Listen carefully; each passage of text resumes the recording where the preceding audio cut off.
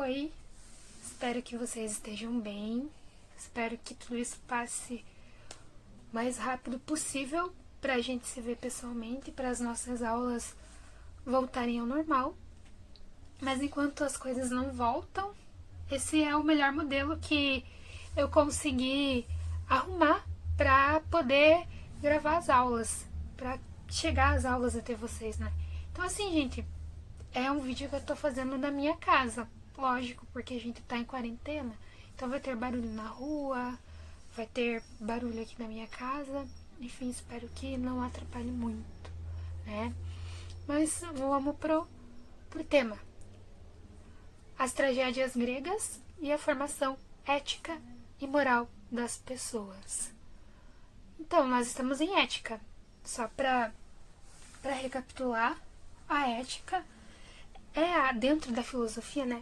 A ética, ela é a questão ou a área da filosofia que estuda quais valores fundamentam as nossas ações, ou seja, que tipo de valor do que é certo, do que é errado, do que é bom, do que é mal, do que é justo, do que é injusto, quais valores determinam o modo pelo qual a gente age em sociedade, por que fazemos determinadas coisas e por que não fazemos, né? De modo muito geral, é isso que a gente se estuda em ética, mas para enxugar bem é o estudo, ou para falar de um modo mais aristotélico, né, o Aristóteles vai defender isso, a ética é o estudo dos comportamentos, né, das ações humanas, o estudo das ações humanas, ética. E, como eu já havia explicado para vocês no início do ano, primeiro a gente trabalhou um pouquinho a noção da ética na filosofia, aí, geralmente, eu costumo fazer um recorte, uma divisão histórica, cronológica. Então, nós estamos nos antigos. E quando a gente vai falar da ética na antiguidade, a gente vai chegar no nosso tema, nas tragédias, certo? Eu enviei o texto, né? Vocês tiveram um tempinho consideravelmente bom para realizar a leitura do texto. Mas sugiro, e não só sugiro, né? Vocês devem ter o texto aí, porque vai ser como as minhas aulas presenciais. A gente vai ler o texto e eu vou explicar. Ok? Então, tenham o texto aí, tenham papel, tenham caneta, para que vocês consigam anotar, porque eu vou falar. A vantagem do vídeo é que vai dar para pausar, para voltar, enfim. Não que no presencial eu não fale de novo quando vocês peçam, né? Enfim, texto aí, pessoas queridas. E vamos lá então. As tragédias gregas e a formação ética e moral das pessoas. Primeira coisa que vocês precisam já anotar aí no caderno de vocês é o seguinte: quando a gente vai estudar as tragédias, a gente volta praticamente 2 séculos. A gente volta 2000 anos. Então não é o mesmo contexto histórico de hoje. Em história, isso é válido, em filosofia, em qualquer área do conhecimento. Quando você vai estudar algo, você tem que levar em consideração o contexto histórico, porque todo conhecimento científico é fruto de um tempo histórico. Então, primeira coisa, anota aí, que para estudar as tragédias gregas, precisamos levar em consideração o contexto histórico em que elas eram feitas. Para os gregos, a tragédia, né, o teatro, não era algo só para se distrair ou para passar tempo. Como de repente a maioria das pessoas toma a arte hoje, como uma coisa para se distrair ou só para bonito. Não, era uma forma de levar para a vida. A arte estava interligada à vida. tinha um sentido extremamente interligado com a vida, a arte. Já começa por aí, como diz aqui no início do texto. Para os gregos, o teatro não era compreendido apenas como uma forma de entretenimento, ou seja, para distrair. Muito pelo contrário. Era algo que estava interligado à vida das pessoas por meio das histórias apresentadas. Certo? Então, primeira coisa que vocês vão anotar aí, falei que ia ter barulho, primeira coisa que vocês vão anotar aí, então, é isso, que para estudar a tragédia grega tem que levar em consideração o tempo histórico em que ela era feita. A gente voltou na Grécia clássica, berço da democracia, onde surge a filosofia, onde se tinha uma preocupação enorme com o conhecimento, onde se tinha uma preocupação enorme com a filosofia, com a política. Política no sentido de polis, não de partido político. Quando a gente fala de... Isso é uma coisa que eu sempre vou repetir, faço questão de repetir para vocês, Dentro da filosofia, quando nós estudamos política, nós estamos falando de um modo pelo qual se organiza a distribuição de poder de uma sociedade. Isso é política. Os gregos, eles se preocupavam com isso, com a administração, com a organização da polis. Aí que tem a famosa democracia, que é o poder ao povo. Enfim, era um povo que se preocupava com isso. A gente está falando de um contexto religioso que é completamente diferente do contexto religioso que nós temos hoje. Mas daqui a pouco, mais pra frente, vocês vão compreender um pouco melhor, porque a questão do divino ou do religioso para a tragédia é algo extremamente importante, mas não a religião no sentido que nós entendemos hoje, mas uma coisa de cada vez. Então, talvez fique repetitivo, mas não tem problema. É para que vocês consigam compreender melhor mesmo.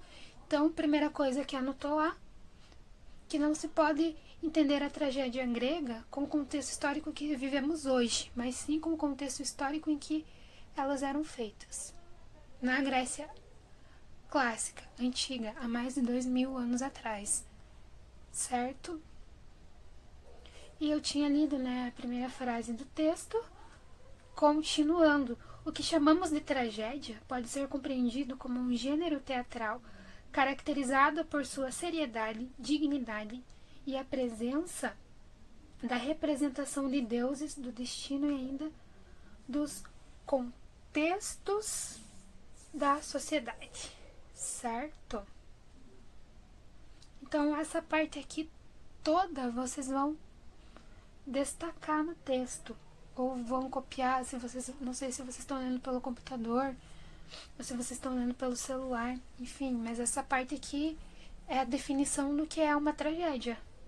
O que chamamos de tragédia pode ser compreendido como um gênero teatral caracterizado por sua seriedade, por sua dignidade, a presença, dos deuses, do destino e ainda contextos da sociedade. Para ficar mais fácil, vocês anotam aí. Então, a tragédia, ela é uma forma de teatro.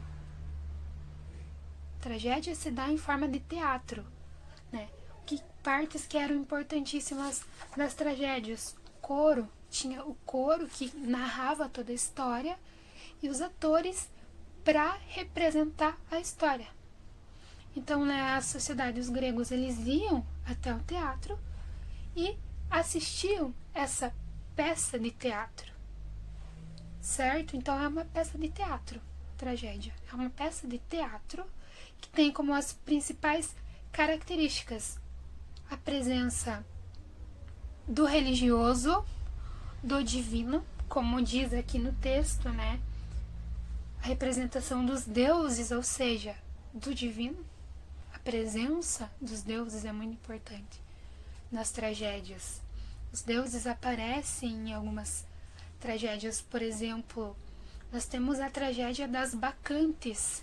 As Bacantes, né, é uma tragédia que conta a história do Dionísio, que é o deus do vinho, o deus, né,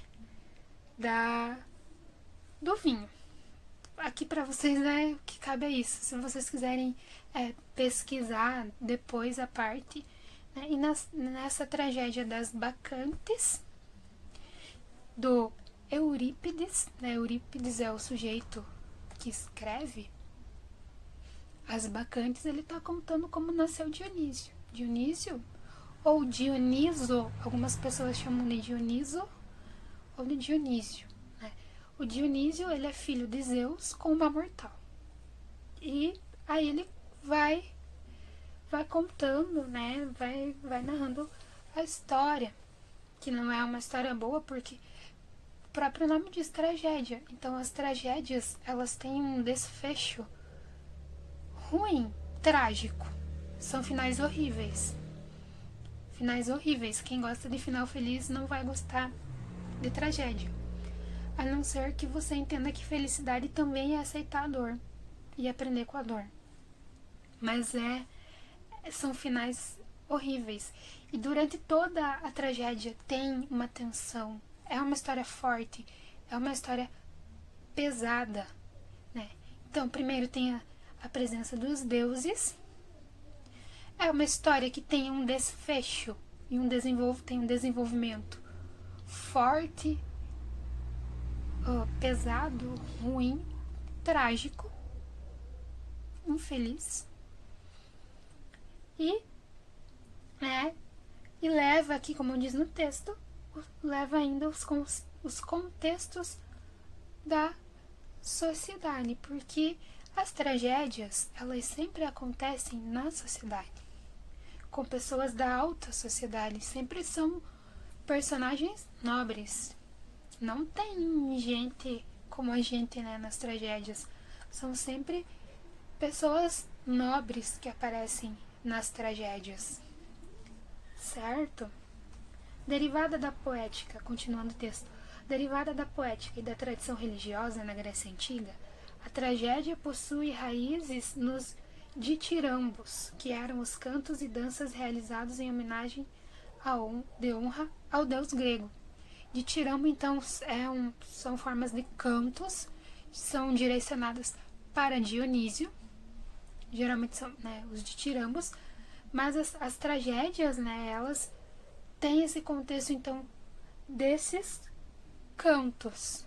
Tinha o coro, né, o coro cantava, narrava a tragédia. Uma das partes mais importantes da tragédia é o coro, porque é o coro que vai dar o sentido, é o coro que vai contar o que está acontecendo. Vejam como isso é muito artístico, e é por isso que a arte estava ligada à vida. Por quê? Agora a gente chega na questão central do nosso texto. Vocês podem até anotar aí. É questão central de entendimento, ou o fio condutor, a cereja do bolo, enfim. Por que, então, que as tragédias são importantes para se estudar ética na antiguidade? A gente viu ali no início que não era entretenimento, que não é para bonito, que não é distração, porque estava interligado à vida.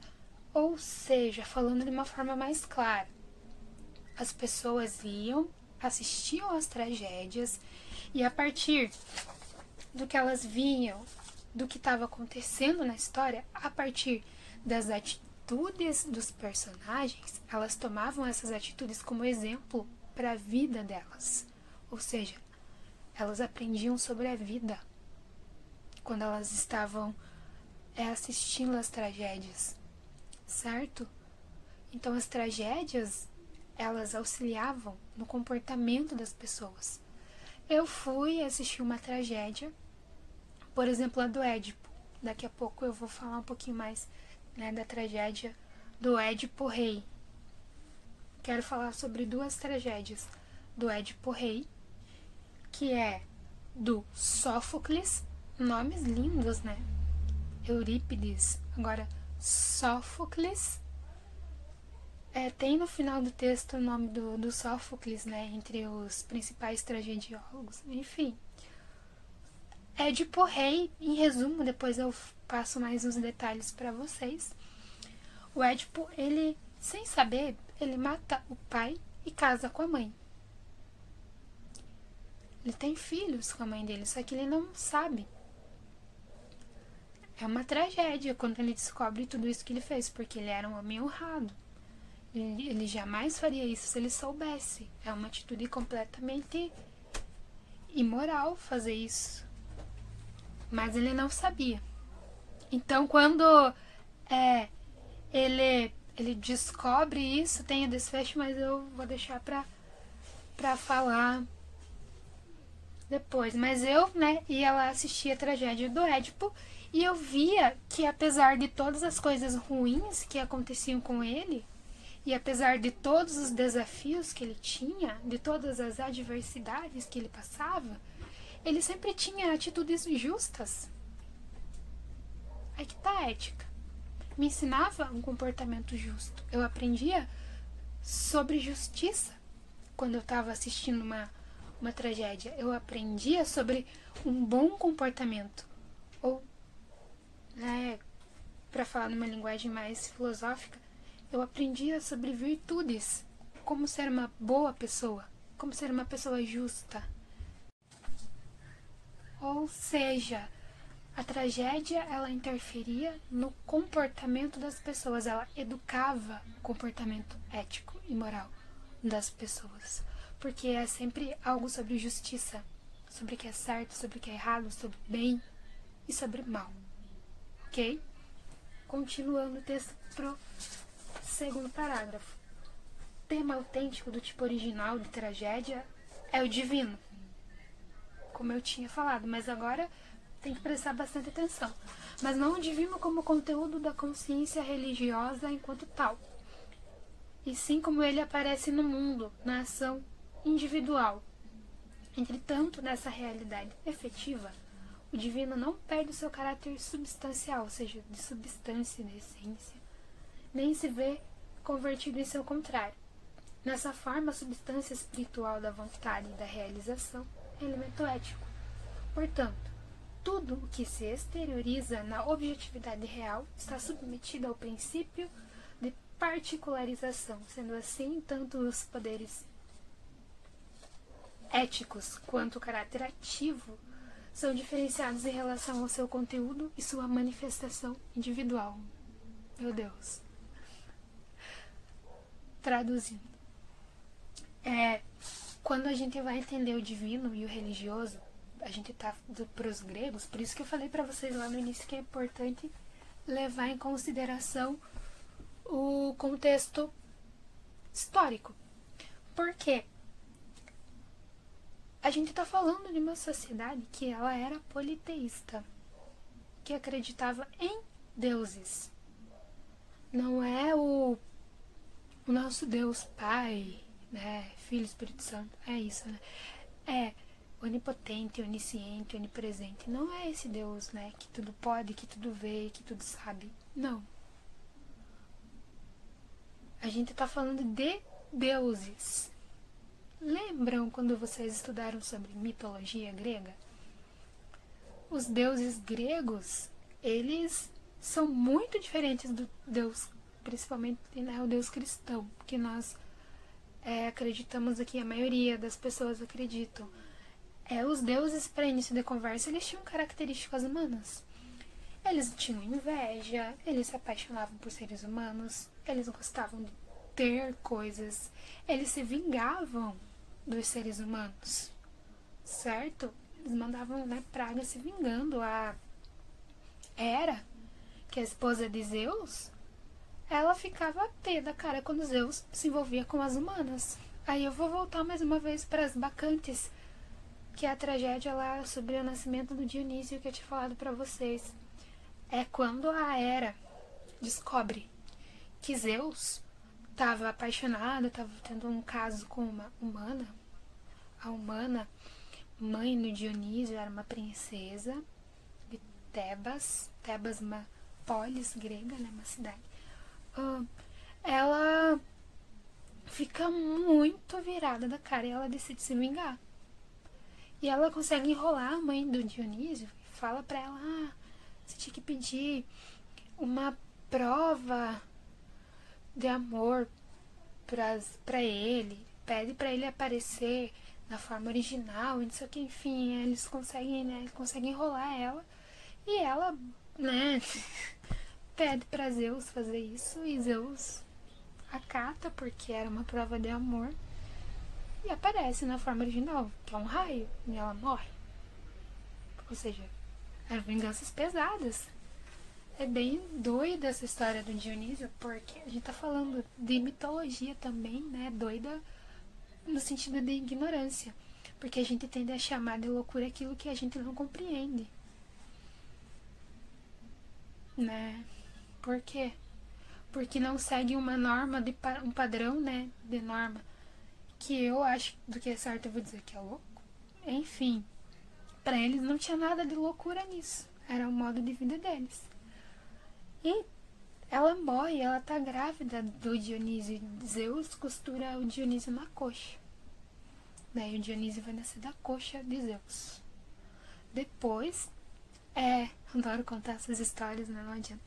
Depois ele volta pra se vingar a morte da mãe dele, porque quando descobrem que ela tava. Enfim, não vou falar mais, né?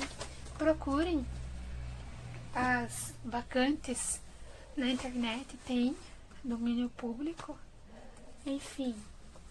Mas termina, né? Dionísio volta pra se vingar e destrói a família da mãe dele. Só que esse destrói entre aspas, porque a gente tá falando de contextos de justiça. É como se dissesse assim, né? Como Tom Jobim canta: quem semeia vento, diz a razão, colhe sempre tempestade. Ou seja, você vai colher aquilo que você plantou. Você é dono das suas ações, logo você é totalmente dono e responsável pelo resultado, pelas consequências dessas ações. Não é justo você colher aquilo que você plantou? Exemplo: não estudei para a prova, não consegui colar na prova, eu tirei uma nota baixa. Você apenas sofreu a consequência da sua própria atitude. Então, no final, é isso que acontece com a família. Lógico, né? Com um temperinho, com um requinte de crueldade do Dionísio, que é um deus. Mas se vinga. Assim como todos os outros deuses. Então, como eu ia falando para vocês, eles têm os deuses, né? O contexto religioso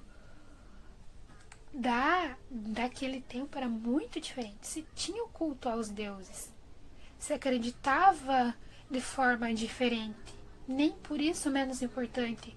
Porque algo é diferente do que você acredita, não significa que é menos importante.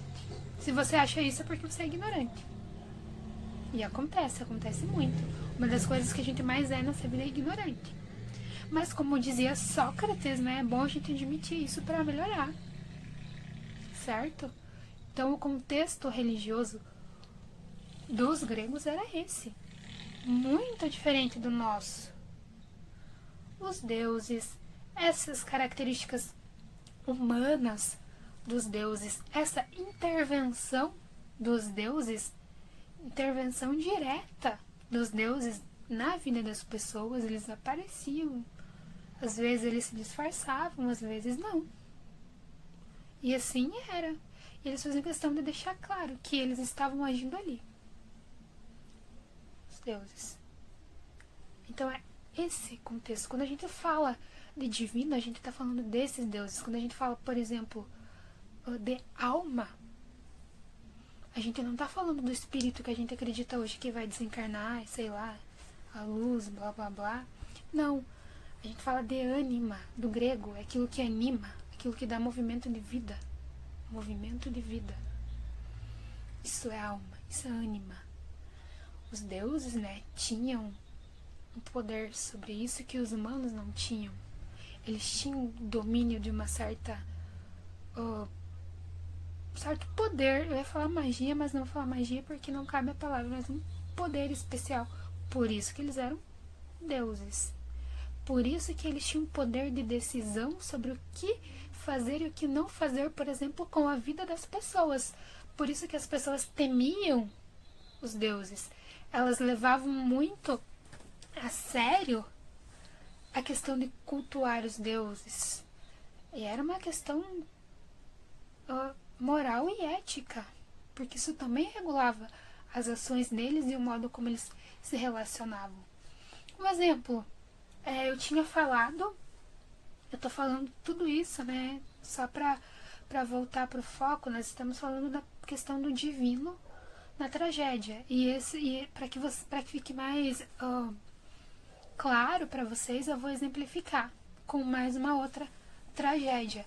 Eu tinha falado do Édipo, né? O Édipo é o cara lá que matou a mãe, matou o pai e casou com a mãe sem saber. E ele tem filhos, 3 filhos. Etéocles, lindos nomes, Polinice e Antígona. Tem mais uma que é eu acho que é Ismênia, uma coisa assim. Mas vamos focar nos 3 primeiros, Etéocles, Polinice e Antígona. São 3 filhos do Édipo com a Jocasta. A Jocasta é a mãe e esposa do Édipo. Vamos fazer assim. Vou contar rapidinho a história do Édipo. Aí vou falar dessa outra tragédia, tá? Daí, se tiver muito difícil, que vocês param, voltam, enfim. Mas lá no final de tudo, eu vou fazer as ligações, não se preocupem. Então, Édipo Rei. A tragédia do Édipo Rei a gente chama de trilogia tebana, são 3. Édipo Rei, Édipo em Colono e Antígona, certo? Antígona. Já chegamos na Antígona. Laio, eu vou contar a história do Édipo. Laio é o pai do Édipo. E o rei Laio, o rei de Tebas, ele estava preocupado, ele queria ter filho, mas ele estava preocupado, então ele vai pro oráculo, certo? Os gregos iam pro oráculo, é uma outra questão que é importantíssima para eles, é o oráculo. O oráculo, por meio do divino dos deuses, orientava as pessoas, respondia algumas questões para as pessoas, questões importantes. Por exemplo, sobre o futuro, sobre como elas deveriam agir em determinada coisa. Tipo, não sei se dá para comparar com uma cartomante, não é isso, mas para quem acredita é praticamente a mesma coisa. O Laio, ele vai até o oráculo e o oráculo diz pra ele: você vai ter um filho, e esse filho vai te matar e vai casar com sua esposa. Ele fica horrorizado. Né? E o oráculo não mentia. O oráculo não mente. Inclusive, quando o oráculo fala que o Sócrates, né, lá num texto do Platão, que se chama Apologia de Sócrates, perguntam para o oráculo quem era o homem mais sábio, ele fala que é o Sócrates. O Sócrates fala: o oráculo não mente. Enfim, o oráculo não mentia. E falou pro Laio: ferrou.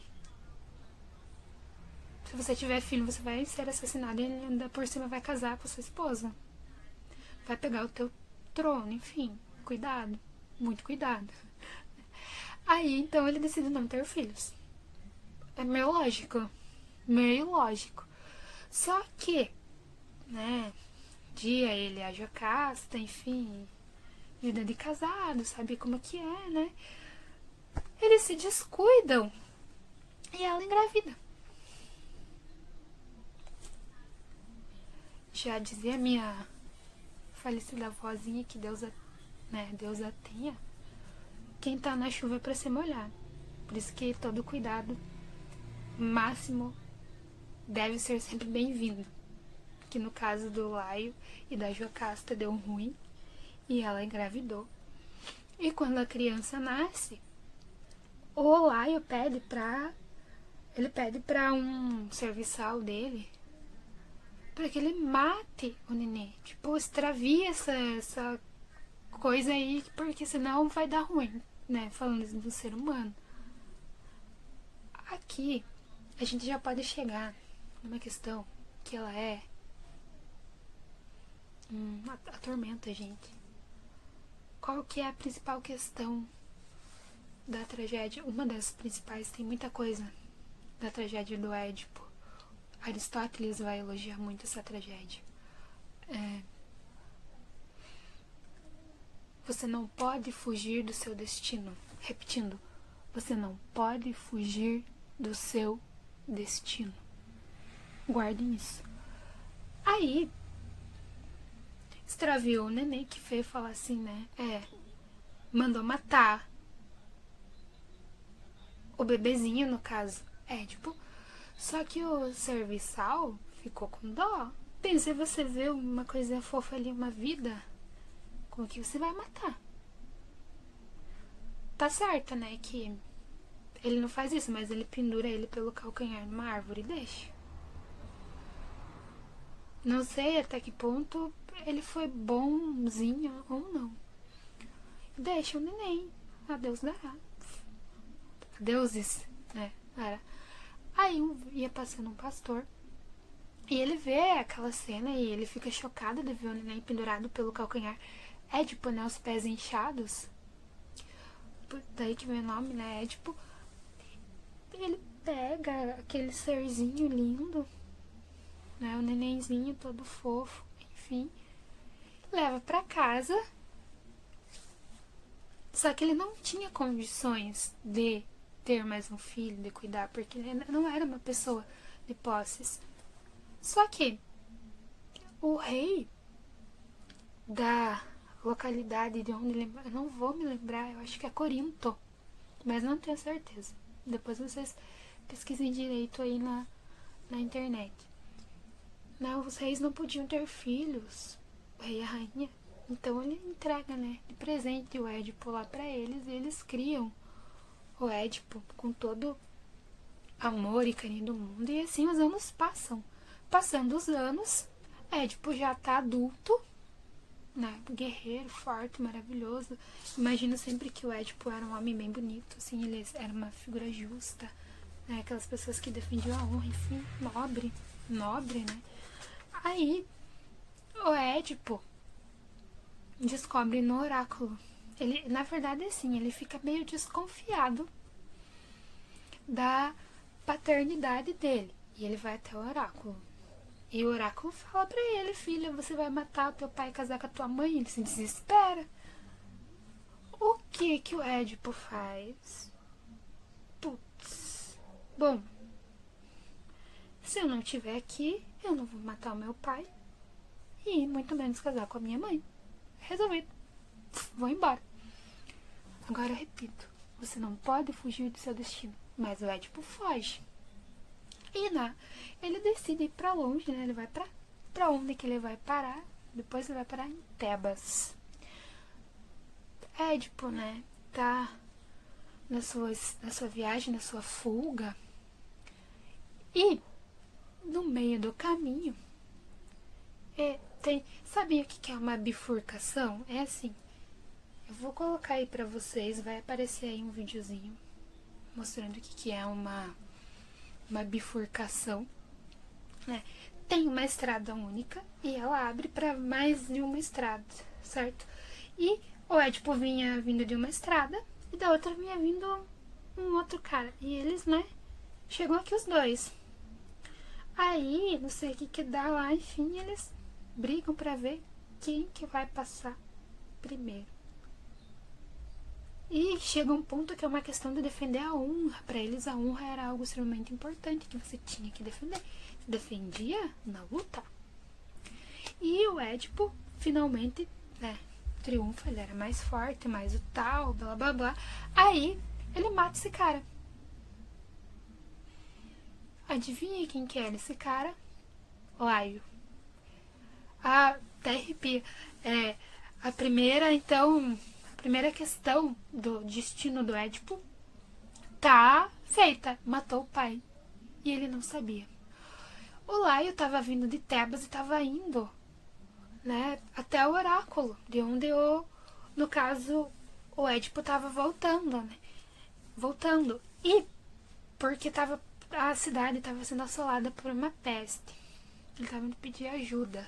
Tinha uma esfinge que estava jogando praga e fazendo com que a cidade não funcionasse bem. Vai aparecer aí também a foto de uma esfinge, que é um animal horrível. Aí tinha que desvendar um enigma da esfinge para poder libertar a cidade. E o Édipo, ele encontra a esfinge e, né, como ele era aventureiro, ele gostava dessa questão, enfim,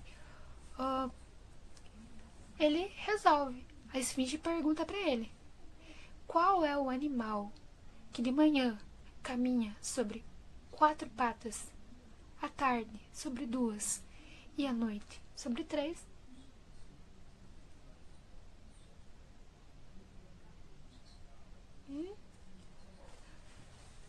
Fácil, né? Pra gente agora é fácil. O Édipo vai responder: o homem. Quando ele é criança, ele é engatinha que fala, né? Adulto sobre as 2 pernas, e quando ele tá velho, põe uma bengala. Resolveu o enigma da esfinge. A esfinge parou de atormentar Tebas. Édipo automaticamente é considerado o maioral, porque ele livrou a cidade da maior praga. Agora, pensem no contexto. A cidade tá sem rei, porque o rei tinha morrido. O Édipo matou, mas ele não sabia. Defendeu a honra dele. Era uma pessoa que brigou com ele e que ele defendeu a honra. Pra eles isso era normal. Normal. Aí, ele se torna o rei.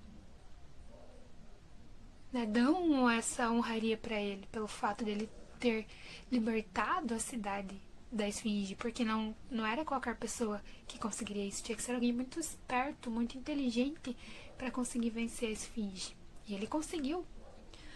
Aí, meus amigos, se cumpre o destino de Édipo. Ele casa com a mãe dele. Ou seja, ele tentou fugir do destino dele e ele chegou e deu de cara com o destino dele. Você não foge do destino. Essa é a questão. Passam anos, aí eles têm os filhos aí que vai chegar em Antígona, que daqui a pouco eu vou falar. E né, Tebas também tinha muita praga, né? Tebas passou muitos anos e Tebas estava sendo assolada por uma praga também. E o Édipo, ele queria saber, ele pede ajuda do oráculo e lá pelas tantas, por meio de um cego, né, que era um sábio da época chamado Tiresias, ele vai explicar para ele por que estava passando por tudo aquilo. E ele conta, né, o Édipo, ele descobre o que ele tinha feito. Quando ele assumiu o reino, o governo, né, de Tebas, ele fala o seguinte: eu prometo que eu vou pegar o assassino do rei e a pena vai ser furar os olhos do assassino. E agora, José? Ele era o assassino. Só que ele não tinha culpa, ele não sabia. Atitude do Édipo: não, eu sou responsável por aquilo que eu fiz. Ele fura os próprios olhos e vai embora, se exila. Aí que tem o Édipo em Colono, que é a segunda parte do texto, mas essa a gente não vai falar. Ou seja, o Édipo tentou fugir do destino, não conseguiu. Tentou fazer ser sempre o melhor que ele pôde. E, né, ele aplica a própria pena dele. A Jocasta, quando descobre o que aconteceu, ela se mata. Uma tragédia. As tragédias têm no final muita morte. Muita morte. Então é normal, tá? Aí a Jocasta se mata, ele fura os olhos e vai embora. Quem fica cuidando da cidade é Creonte. que é irmão da Jocasta. Certo? Ou seja, esse é o contexto do Édipo.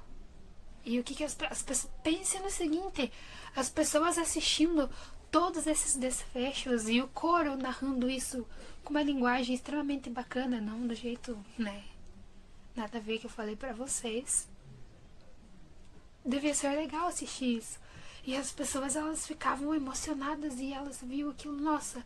Ou seja, tem uma ordem divina que comanda o nosso destino. E a gente não foge disso, a gente precisa encarar.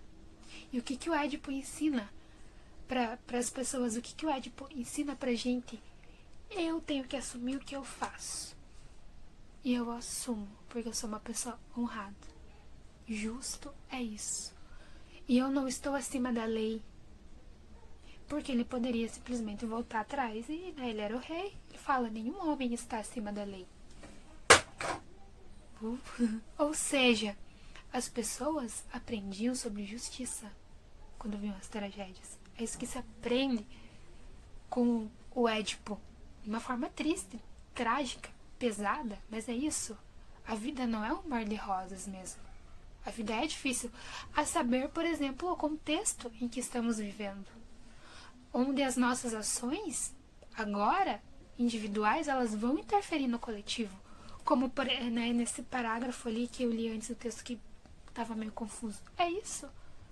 As ações individuais, elas interferem no coletivo. Porque a ação ali do Édipo, tudo, decidiu o destino de uma cidade. Ele comandou uma cidade. Matou o rei. Entendem? Tudo isso que as pessoas aprendem, que as coisas têm consequências do que nós fazemos. E nós temos que estar conscientes do que fazemos. Não somos perfeitos, erramos. Não é que você tem que ser uma pessoa perfeita que não vai errar. É tentar sempre fazer o melhor, mas melhorar a partir do erro quando ele acontece. Importantíssimo, isso ensina. Ensina virtude para as pessoas a serem melhores, a serem boas. As pessoas, elas assistiam isso e elas ficavam chocadas. Mas pra frente tem um contexto do Aristóteles que a gente já chega, certo? Aí, pra fechar o bolo, né, a Antígona é uma tragédia, uma mulher, personagem de uma tragédia, inclusive uma mulher incrível, forte e que luta sobretudo pelo que ela acredita. Essa é a Antígona. Ela não negou a raça, filha do Édipo. Depois que aconteceu toda a desgraça, o Édipo foi embora, Creonte assumiu, tinha uma guerra, lá eles viviam em guerra, e os irmãos da Antígona, eles estavam lutando, só que um deles estava lutando a favor de Tebas e o outro não. E um deles morre. E o Creonte diz, né, fala, não, ele estava lutando contra a gente, não interessa se é parente ou não. Peguem o corpo dele e joguem aos corvos, aos bichos lá pra, né, ser comido. Pronto. Só que para os gregos, o funeral era algo imprescindível. Eles precisavam fazer o funeral. Era uma questão religiosa. Os deuses ficariam irritados. Era contra os deuses não fazer esse funeral. Só que o Creonte não deixa fazer esse funeral. E a Antígona, né, a tragédia da Antígona se dá com isso. Ela vai e vela o irmão escondido, enfim, depois acontece também um monte de desgraça no final. A Antígona morre, enfim, o Creonte ele paga por tudo que ele fez, porque ele estava sendo intransigente, não estava sendo humano e estava desrespeitando os deuses. Mas a principal punição pro Creonte é: ele não respeitou a decisão dos deuses. Porque a Antígona, ela era, né, noiva do filho do Creonte. E o filho do Creonte, ele vai defender a Antígona. E a Antígona, quando ela vela o corpo do irmão, ela é, né, condenada à morte, mas ela se mata. Ela prefere ela morrer do que ser morta por algo, né? Para ela era inconcebível ela receber uma pena sobre algo que ela não fez de errado. Então ela se mata. Não tinha mais sentido a vida dela. Mãe morreu, o pai tinha feito o que fez, né? Sumiu, tava... Enfim. O irmão dela morreu, ela não recebeu apoio de ninguém praticamente. Ela se mata. E o filho do Creonte, quando descobre, ele se mata também. E a mãe, né, a esposa do Creonte, quando descobre o que aconteceu, ela se mata também. Ou seja, desmorona a família do Creonte, porque ele não atendeu ao que os deuses exigiam. Ele não foi justo com aquilo, com aquela ordem. Ele não entendeu o lado da Antígona. Ele foi um tirano nesse sentido. Ele desrespeitou os deuses. Ou seja, tanto do Édipo, né? Ou seja, o Édipo tentou fugir do destino, daquilo que estava determinado para ele. Talvez, bom, se ele tivesse ficado, teria rolado de outro jeito, não sei, enfim. Mas no final ele demonstra uma atitude nobre ao reconhecer o erro e tentar melhorar a partir disso e aplicar a punição. Mas a Antígona também, né, na tragédia da Antígona, o Creonte paga caro pelo que ele fez. Pelas decisões erradas dele, por não respeitar os deuses, e ele é avisado, você está despertando a fúria dos deuses, cuidado, você vai pagar. Então a tragédia da Antígona se dá sobre tudo isso. A do Édipo também, a lá que eu tinha falado para vocês das bacantes também, é o contexto do Dionísio se vingando. Ou seja, esse era o divino, que interferia na vida das pessoas, mas na vida, né, enquanto indivíduo, na questão particular das pessoas, mas isso interferia na sociedade e também afetava a sociedade, afetava outras pessoas, e essas pessoas se relacionavam. Ou seja, as ações das pessoas, o convívio social, tudo isso envolvia o divino. E tudo isso tinha que ser levado em consideração. E quando não era, aconteceu alguma coisa. É o que as tragédias contam, é o que elas ensinam para as pessoas, certo? As tragédias envolvem histórias fortes com personagens fortes. Exemplo, Édipo e Antígona. Durante o decorrer da história, tais personagens passam por grandes adversidades e se veem obrigados a tomar decisões importantes. O Édipo teve que tomar uma decisão importante quando ele descobriu que ele tinha feito. A Antígona, quando ela decide enterrar o irmão, mesmo indo contra as ordens do Creonte, que era o governante, né? Sempre voltadas para um comportamento justo e digno, manter a dignidade acima de tudo. A Antígona manter a dignidade de dar o funeral pro irmão dela, porque isso era digno. Isso é ético também, além de moral. Isso é ético, um comportamento digno. Isso era justo para eles. Essa era a noção de justiça. A mesma coisa o Édipo. Quando ele aplica a punição para ele estava sendo digno e justo, porque nenhum homem estava acima da lei. Dessa forma, ao assistir às tragédias, as pessoas poderiam muito bem tomar esses comportamentos dignos e justos como exemplo. Nesse sentido, as tragédias eram elementos importantes na formação ética e moral das pessoas. Na poética é um texto, um livro do Aristóteles que ele está falando sobre arte. E ele vai analisar as tragédias, ele vai escrever lá como deve ser construída uma boa tragédia, para que ela ensine valores bons para as pessoas. E ele vai usar o Édipo como um exemplo, assim, vai dizer isso. Está ensinando virtude para as pessoas, isso é importante. Daí aqui é uma citaçãozinha, é um trechinho do texto do Aristóteles. Pois a tragédia, imitação de uma ação de caráter elevado, ou seja, uma ação nobre, de pessoas que têm, né, um valor, uma nobreza de espírito, pessoas que vão ter atitudes boas, justas, independente de tudo, pessoas que não estão acima de nada, não estão acima da lei nem da justiça, completa e de certa extensão, que se efetua e não por narrativa, mas mediante atores. Ele está explicando como que acontece as ações, e como eu expliquei para vocês, tá? E que suscitando, ou seja, despertando o terror e a piedade, tem por efeito a purificação. Catarse é um conceito do Aristóteles. Ele fala uma boa tragédia tem que causar catarse. O que é a catarse?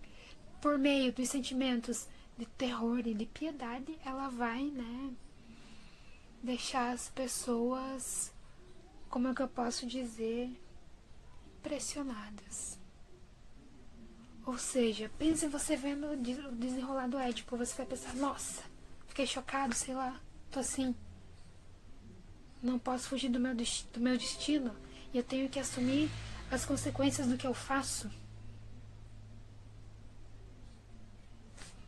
Isso tem um efeito catártico. Ou seja, isso vai te cativar, vai te impressionar, vai te emocionar. E a partir disso você vai aprender que você tem que ser justo também, que você tem que ser digno, que você tem que responder por aquilo que você faz, que você não está acima da lei, que você tem que, né, respeitar os deuses. Isso que acontecia. Né? Que suscitando terror e piedade tem por efeito a purificação, né? A catarse é uma purificação da alma, ou seja, a alma vai ficar limpa, e isso vai ficar pura, virtuosa. E ali só vai dali só vai sair coisa boa, coisa justa. Né?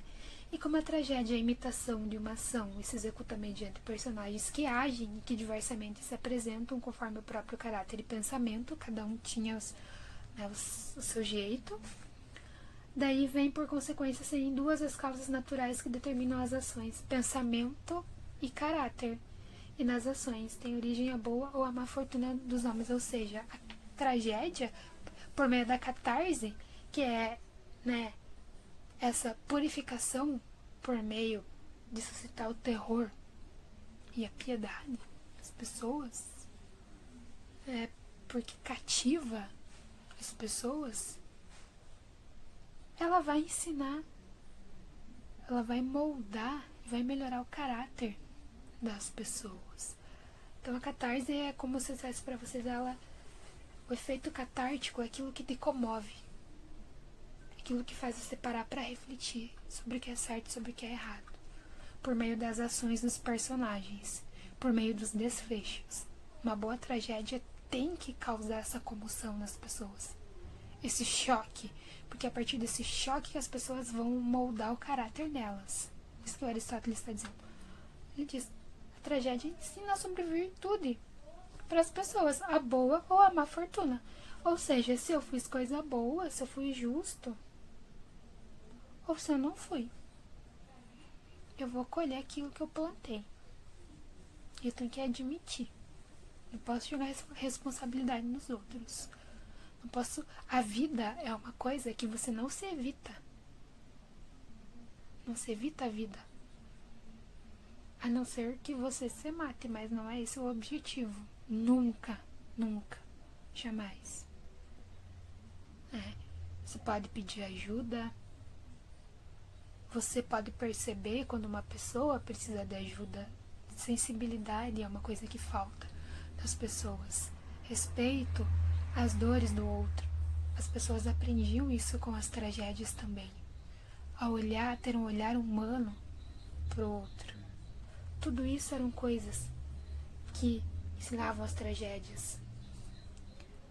As pessoas aprendiam sobre a vida com as tragédias. E a vida é uma coisa que ela é forte. É uma coisa que às vezes, e na maioria das vezes, ela é muito doída. E ela é muito sofrida. Você tem que parar para pensar sobre a vida. Porque é só parando para pensar que você aprende como que você vai agir. Como que você vai tentar contornar as coisas. Não fugindo das coisas, mas enfrentando as coisas. Por isso que eu falei para vocês que a vida não se evita. Não se foge da vida. Não se foge das coisas. Uma hora elas chegam para você. É isso que a tragédia está ensinando. E quando essas coisas chegarem, é isso que vai revelar se você é uma pessoa que tem um bom caráter ou não. Os personagens das tragédias tinham um bom caráter. E a partir das ações deles, as pessoas aprendiam isso. Certo? E para fechar, além de personagens com caráter elevado, com renome no sistema aristocrático, a aristocracia era um sistema de governo dos gregos. A palavra aristocracia, ela significa o governo dos fortes, dos melhores. Aristos vem de melhoricracia, de governo. Só cuidar na minha cola, vocês. Poder, né? Cracia, poder. Porque democracia, demos, povocracia, poder. Então, aristocracia, o poder dos melhores, o governo dos melhores. E quem que eram os melhores? Eram os nobres, eram os que tinham ligação com pessoas que tinham dinheiro, lógico, que tinham sobrenome, pessoas que eram ligadas aos chefes de estado, aos reis, enfim, a nata, a elite. Quem tinha dinheiro, quem tinha poder, renome. Então é sempre esse tipo de personagem que aparece na tragédia. Sempre história com rei, rainha, príncipe, princesa, pessoas nobres. Os gregos valorizavam muito isso. Para eles isso era importante. Se esperava uma atitude nobre de uma pessoa nobre, mas se você não era nobre, você também tinha que ter uma atitude nobre, de caráter, não só de nome. As pessoas aprendiam, o povo aprendia com isso. Mas é uma característica das tragédias, é sempre pessoas da alta nobreza que vão aparecer nas tragédias como personagens principais. As tragédias constituíam uma tensão grande durante toda a história, possuindo sempre um final trágico, como a gente já comentou. De modo mais simples e geral, pode-se dizer que as tragédias trazem em sua essência uma grande lição de vida. Baita lição de vida do Édipo, da Antígona, do Dionísio. Respeito pelas pessoas, pelos deuses. São conhecidos como grandes tragediólogos os nomes como Ésquilo, Eurípides e Sófocles. São os principais. Se você escrever no Google tragédias gregas, vocês vão chegar nesses nomes. Então é isso, por isso tudo que foi dito, que a tragédia, levando em consideração o contexto religioso, cultural, ela moldava o caráter das pessoas por conta das ações dos personagens. E aí que a gente chega na ética. Porque o que pautava as ações dos personagens? Na religião.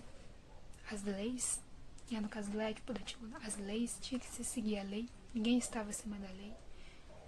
Ou seja, essas ações, que às vezes, e na maioria das vezes, eram individuais, particulares, mas elas geravam consequências no coletivo.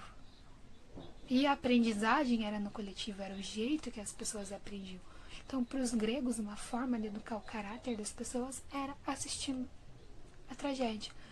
Nas tragédias, se aprendia sobre justiça, sobre o que é certo, o que é errado, o que é bom e o que é mal. Espero ter ajudado. Dúvidas, vocês sabem que podem falar comigo sempre. Dê olho no que vocês fazem, assumam as consequências do que vocês fazem, sem medo de errar e de admitir que você erra. E vamos que vamos. Obrigado pela atenção de vocês. Como eu falei no início, eu espero, já nem lembro se falei isso no início, se não falei, vou falar agora. Eu espero que isso passe rápido e que a gente aprenda,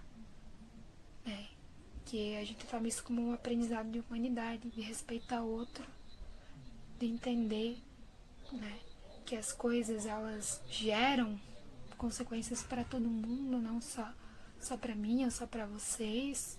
Se importar com a dor do outro, valorizar os outros, valorizar a presença das pessoas, presença física. Enfim, gente, um grande abraço, um beijo e até logo.